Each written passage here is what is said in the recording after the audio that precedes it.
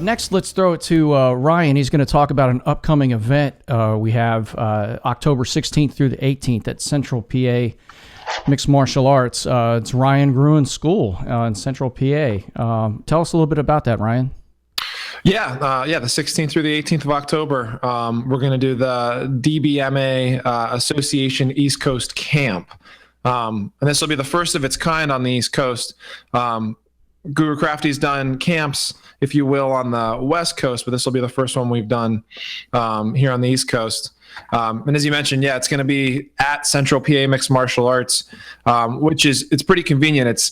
It's centrally located to all of the major cities. So whether you're, near New York City, any DC, Cleveland, you name it, Pittsburgh, Philly, we're within, I think the farthest city, even Toronto, the farthest city is, around 4 hours away. So most big cities will be less than that. So, the plan is the 16th through the 18th. That's Friday, Saturday, Sunday. We're going to do a Friday night session. We'll do Saturday. We'll do 2 sessions. Sunday, we'll do 2 sessions.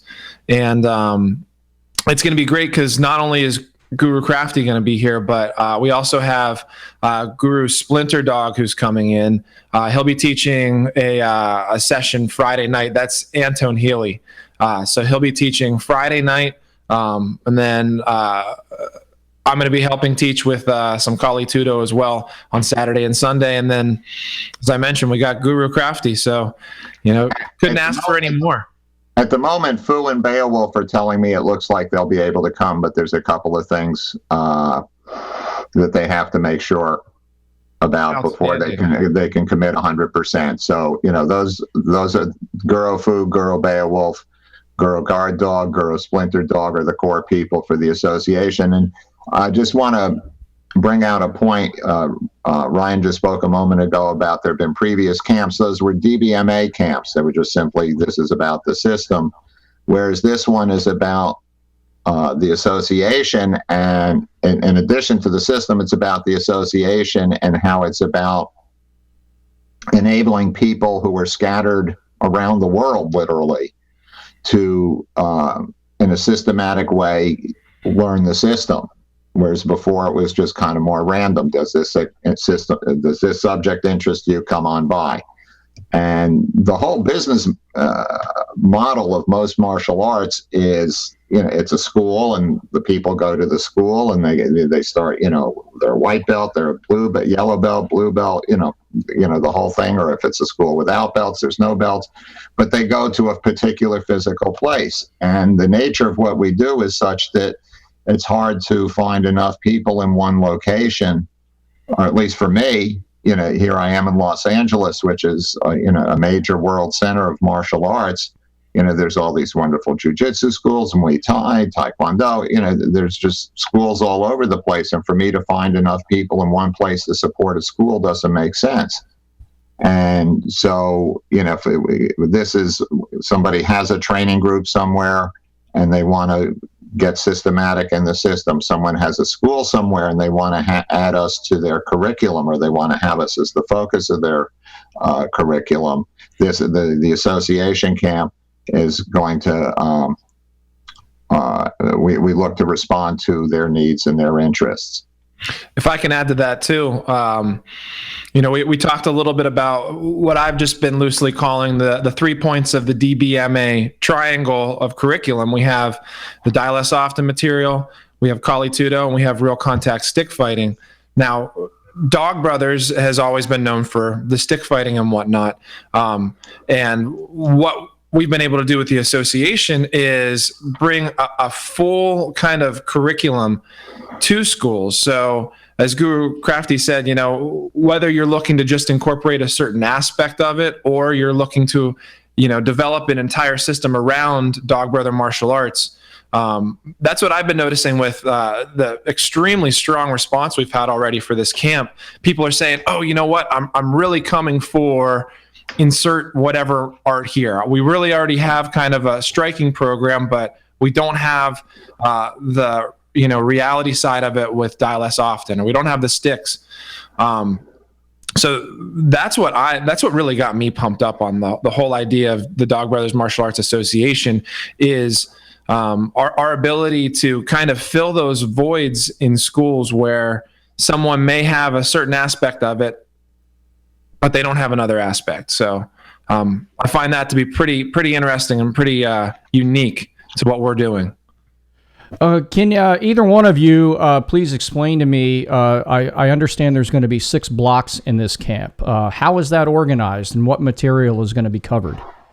Well, Friday night, Antone, Guru Splinter Dog, he's going to be teaching the Dos Tricas material. And Tricas is a word that I made up because it sounds Filipino, and it became another way of saying KKK, meaning Kali, Krabi, Krabong. But of course, here in America, KKK has some exceedingly unfortunate connotations. So I said the 3Ks, Los 3Ks, Dos Tricas. And so I made it sound Spanish Filipino. But it really means the blend of Kali and Krabi, Krabong. And the Dos Tricas material is really very central to the system. It's where we develop some of the key themes of the system, one of which is that we learn to hit hard and that we learn to block hard hits, and we learn to move while we're hitting, we learn to move while we're blocking, what we sometimes call the one-for-one relationship. Every time you do something with the stick, you're taking a step. And for a lot of people, this presents ego challenges because they're used to blazing their stick while not moving their feet so much. But the speed of the fight is the speed of the stick. And so the other person only has to do is move, and all those wondrous stick skills then aren't hitting him. And we learn to move in a way that we're moving on triangles in this one-for-one relationship with our blocks and our hits. And this then becomes something that applies in all areas of the system. A lot of people say, yes, Filipino martial arts, we use triangles, and then you ask them to show, okay, show me some. And there tends to be, this kind of a, brain fart kind of a moment. They don't really have an answer. They don't really understand. They may have practiced the triangles, but they don't understand how to use them. And this material gives a sense of where they are and how you would actually use them in a fight. And this is one of the key things in Dog Brother martial arts is we believe in primal probabilities first. The first thing we want people to be able to deal with is what probably will come at them. And what will probably come at them in a real fight is caveman strikes, backhand diagonals, downward figure eights, horizontal strikes. Overwhelmingly, this is what you will see to begin. And if you can't deal with that, you could have an athletic guy, an aggressive athletic guy who's swinging hard. And if you can't deal with that, you don't get to the higher levels. You're not ready for the higher levels. You have to be able to deal with power, aggressive, powerful intent. And the Dos Tricas material gives you that. And it's almost mathematical in how it goes about things. And, does he have 2 sticks on his right? Does he have 2 sticks on his left? Does he have one on each side? And that's going to cover well over 90% of what most people are doing most of the time when they're fighting. And if you have this material, you have this analytical framework that no matter where you are in the fight, you are going to see wondrous opportunities, whereas before you might have been confused or even intimidated by somebody's power and athleticism. Now it's, oh, good. I see he's going to be throwing this big, powerful shot on this line. I have exactly what to do. I've prepared myself to handle this power. I get to hit him now. This is ruthlessly efficient and real-time material. It's very much, if you see it taught, you see it fought. And Guru Splinter Dog excels in this. He has taken this material, he's made it his own. When he goes out there and fights people, he just systematically takes them apart. And what the opponent says to me after the fight, he says, no matter what I did, he was just taking me apart.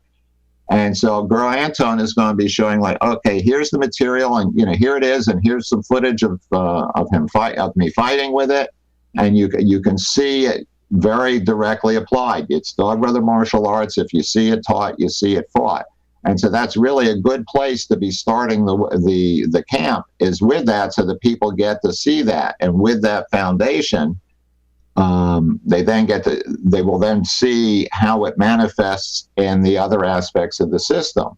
And a number of the people coming to the camp are instructors with schools. And so this also for them is a good way for them to see, like, okay, I see how that material works. I see that I can learn that. It's actually not that complicated, though some people stumble a little bit at first just because it goes very deep to certain coordination things. But ultimately, in essence, it's really quite simple, the highest level being simplicity.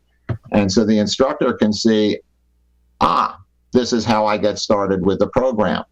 And, for someone who's looking to, they may have advanced skills, but they've been frustrated in their ability to apply them. Here's my missing link. Somebody else could be relatively a beginner and they can say, I see how this works. I can learn this. I can do this. And I see how it really works. And that's going to be very motivational for people as they go about their training, whatever their purpose may be. And so in the three areas of the system, we start with the weaponry. We start with the real contact stick fighting. And the other two areas are the Kali Tudo, which is the system I developed. It's a bad pun based on the Brazilian Vale Tudo, which was the way the UFC began. There's more rules in MMA now. Back with Vale Tudo, headbutts are allowed, stomps, kicks on a down man, knees on a down man. Headbutts are allowed, groin strikes are allowed. So the rules of Vale Tudo are far more limited than they've come to be today. And so I took Vale Tudo and Kali and I blended it together to make a bad pun, Kali Tudo.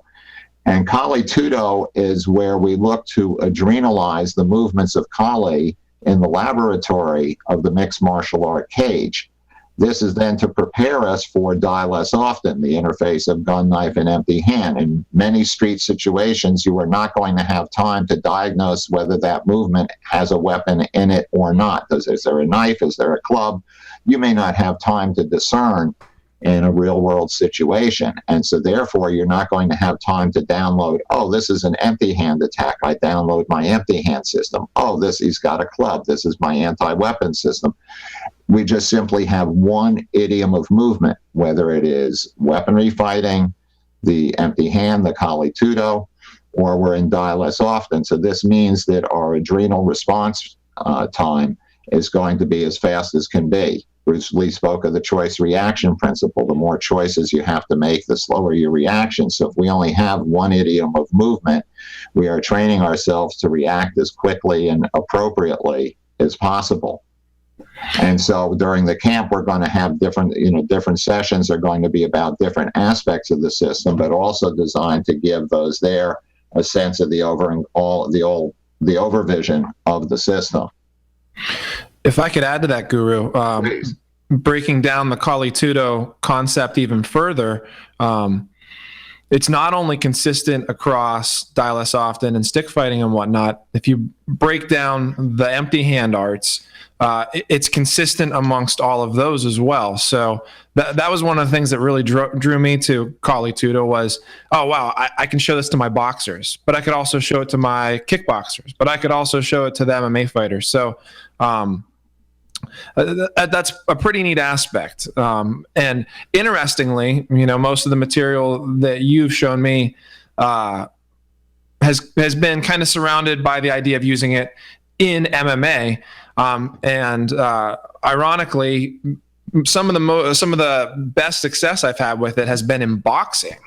So, just having all of that consistent across all the arts, I think, is a pretty good point as well. That it's not even just for mixed martial arts; it's for all of the striking arts. And it's with your extensive experience training many people, you have about 400 student school, and you have a serious boxing program, serious kickboxing program, serious MMA program. People you've trained have gone on to great success in these areas. And so I really like the work that you've been doing developing the focus mitt drills to bring out the distinctive way of the Kali Tudo has of hitting. And, for those not familiar with it, the motion, I started the Kali Tudo when I was training at the Raw Gym in El Segundo, which was Rico Chiapparelli and Vladimir Matushenko and Frank Trigg. And there were people there like a young Lyoto Machida, Waleed Ismail. Some of the, the biggest names of the time were coming through that gym. It was a very serious place. And, first time you get out on the mat, in sparring session and you start waving your arms around like sticks, people were looking at me, like I didn't know they still made people, idiots they still made idiots like this. But, and they were nice with me. I was in my early 50s and, so obviously out of sheer physicality, no matter what I did, they could have stomped me. But, where they matched my level of physicality and we, experimented with lively play, I had moments of success. And so for someone who's used to only hitting what in Kali terms would be four-handed thrusts, that's to say the boxing strikes, the jab, the cross, the hook, the overhand, the uppercut, they're either straight or curved, but they're all four-handed thrusts. And so we're hitting with the slashing motions as well as the thrusting motions on both forehand and backhand. So if someone doesn't have a sense of how to, for example, use the focus mitts, which are a wonderful training tool, and they don't know how to bring that out, there's going to be something missing in the training. And I very much like the work that you've been doing so that people can actually get a feel of hitting with it and putting it together and so forth. And so, that's, I think, one of the things that we'll be covering at the camp in the Kali Tudo is, you showed like, okay, here's some focus mitt things so that people can get started with that so that they learn to hit in this way empty-handed. Absolutely. And that way of doing things, one of the things I want to point out is that the sort of the final test of the system, in a sense, is the die less often material. And when you're fighting in the street, your hands aren't wrapped. If you punch somebody in the mouth, you might get cut, and whatever bacteria or viruses are floating around in his saliva become a real serious health issue. You punch them in the nose, all that, so there's, for example, if you really understand how to slap, and if you swing a stick well, you naturally have a good slap. You can hit somebody anywhere on their skull fearlessly. You're going to be hitting at angles they're not familiar with, and with body mechanics that are far less telegraphic. And you can be staying away from the mouth and the nose and the areas where there's the body fluid. You're not putting the metacarpals, the little bones of your hands, at risk by punching the skull. You can just fearlessly slap that skull. And let me tell you, when you hit somebody like that, I'd actually rather hit with the slap than I would with a fist in many cases. And so the work that you've been doing with the focus mitts, they're learning to integrate the slaps. Most people, because the way they test themselves in sparring is in a boxing, kickboxing, MMA context, and that's only about the fist, the way most people do it. And so these drills, they get used to using the forearms in a way that we use the forearms. They get used to using all these other angles, the hammer fist, the back fist. There are ways of doing it. And so I'm very excited by the work that you're doing with the focus mitts. Great, thank you. Let me jump in for 1 second. I'm not as well versed in this as obviously as either one of you, but what I'm hearing and what I really like, I did not realize, and I've been around you for a long time, and I have not heard the progression laid out that way before.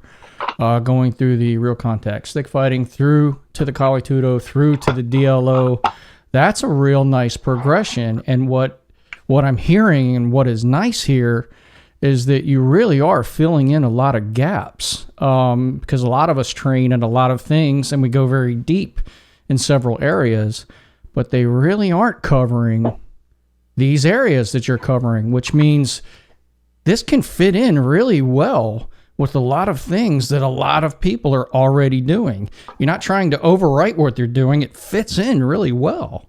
That's very well said. That's a perceptive summary there. I think that's exactly right. For example, even in the name Kali Tudo, by using the word Tudo, I'm saying I acknowledge and respect what I see in MMA. I've moved with these guys. I've in a friendly fashion, sparred with these guys. I know just how good they are. And the sheer. I remember one time I was trying to get a wrist. I had two hands on Vladimir Matoshenko's hand and wrist, and I was trying to get a wrist lock, and he didn't even notice that I was trying. I mean, the level of athleticism and physicality of these guys is extraordinary, and the ruthless efficiency of the cage for filtering out BS and what works is very high. And so I'm a brown belt in Brazilian Jiu-Jitsu under Rigan Machado, 2 times Pan American blue belt gold medalist. Now that was the old fart division, but nevertheless I showed up, and so I acknowledge and respect all of that. But one of my concerns with MMA as a paradigm is that it install what you do in the adrenal state, what you have tested in the adrenal state is what you will use in the adrenal state. And the example I often use of making this point is when we were shooting the Die Less Often DVD. It was over at Rigan Machado's school in Redondo Beach, and one of his black belts was watching the the anti-knife force-on-force training. And he came up to me and he's wearing this T-shirt that said "Tap or Nap," quintessential Brazilian Jiu-Jitsu attitude. And he said to me, "Well, can't you just use a double leg takedown?" And so I got his liability waiver and the right to use the footage, and we sent him out there to say, let's find out. And so he went out there and he executed a beautiful double leg takedown, and he got stabbed 8 times in the neck. You will do in the adrenal state what you have tested in the adrenal state. So what we're looking to do is that go in the Kali Tudo is to avoid things that are going to be unsound for the street and emphasize things which are going to be relevant for the street. And indeed, one of the at the U.S. Open gatherings, we now allow people to hide knives on their person so that when a fight goes to the clinch, that they have to keep track of the opponent's hands and whether he might be accessing a weapon.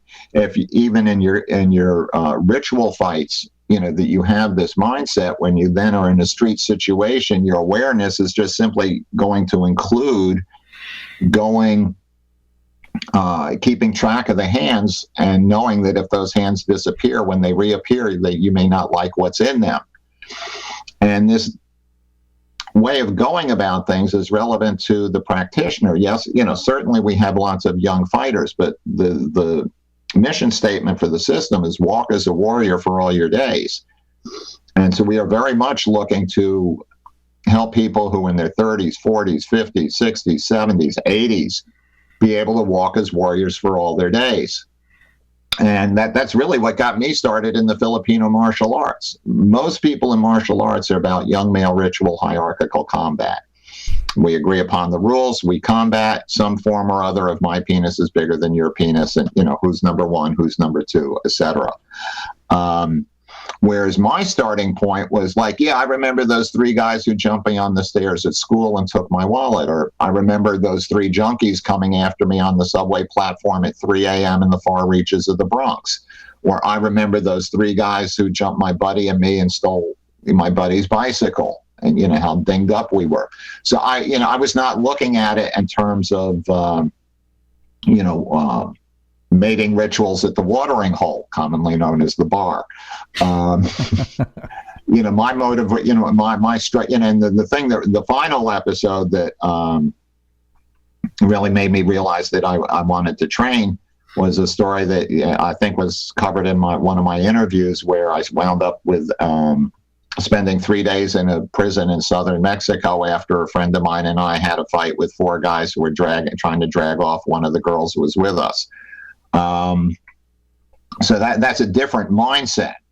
And so in the Kali Tudo, the empty hand, the way that we use stick and knife, there's movements that we then use in the empty hand, which then become the draw stroke for accessing, for example, someone who carries a gun. If you don't train, if guns are not part of your, way of doing things, that's fine. We don't look to impose that. But if they are, the same movements that you're using in the Kali Tudo and adrenalizing there, if you have some situation that's starting at 0 to 3 feet, as many situations do, or even 0 to 6 feet, you're going to have the empty hand skills necessary that you can bring your weapon into play.